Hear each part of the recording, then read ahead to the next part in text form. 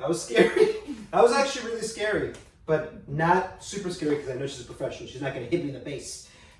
Welcome to 45th Fu. My name is Oscar, and this is Mimi. See the trust? See that complete trust right there? We're here every Tuesday to give you fitness tips and advice so that you can continue well into your 40s to do Kung Fu or Tai Chi or any fitness regimen. Perfect. Now, what we're going to talk about today, and we've been thinking about this a lot, tension and relaxation. Been thinking about that a lot because we've noticed a lot of tension, and we probably think it's a good idea for you to work on a little bit of relaxation. But they're both the same, they're opposite sides of the performance coin. You need both. You're always going to have a little bit of tension, you're always going to have a little bit of relaxation. You'll never be completely relaxed, and you'll never probably be completely tense. You can't maintain either one forever. But what we're going to talk about is maybe some tips on how to improve that. Yeah, so very briefly, we want to be able to tense and relax, especially in Kung Fu, because all of the movements you're executing, imagine if you were at level 10 tensing all the time, then one is you'd run out of energy, but two, your Kung Fu would not look so good. Right.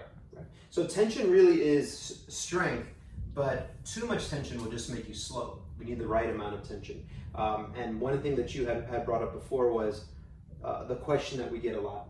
Yes, so we get a lot of questions is why does this person's Kung Fu, we're doing the exact same, just basic block punch, why does my Kung Fu not look as good, or why does it not look right compared to maybe an advanced student or an instructor? Yeah, and that is because strength is a skill, learning to tense is a skill, learning to relax is a skill, learning to balance between both is a big skill, and at the highest level, at the most elite level, if we think of a light switch, when you turn on the light bulb, that's the tension. When you turn off the light bulb, it is relaxation. The most elite athletes are able to switch that on and off quickly and do that in microseconds, but also pause if they need to in one position, pause in relaxation or tension, and that takes a lot of time and practicing of the movements to do Okay, so let's do it. Let's show them how to tense and relax. Oh, let's show them how to tense and relax. So here's just one way that I like to kind of teach. I think learning how to teach tension first, and then isolating relaxation is just one way to do it. So we're going to start from the floor. You're going to imagine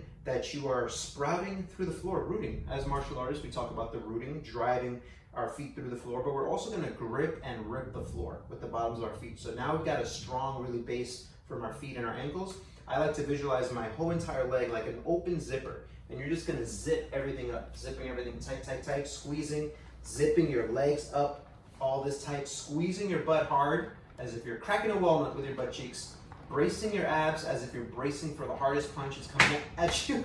Okay, very good. And then also squeezing your fists, your lats are on, but we don't want the tension to get up by the neck. So right below the neck, we want to stop the tension. We're holding it here. And this is pretty intense. I'm gonna relax. It's warm. We're bringing up the heat. I would say I was at about a level 8 for a few seconds, and that already I was kind of maxing out, right? You can't hold a level 10 for longer than 5 to 10 seconds. It's impossible.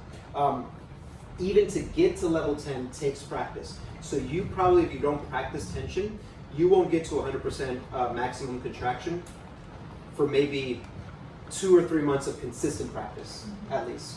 But we're getting nice screen, isn't that beautiful? But now what we're going to think about is start working on relaxing certain parts of the body. So if you go through that whole step-by-step process of tensing, and then think, all right, I'm just going to relax my arms, but I'm going to keep everything else tense.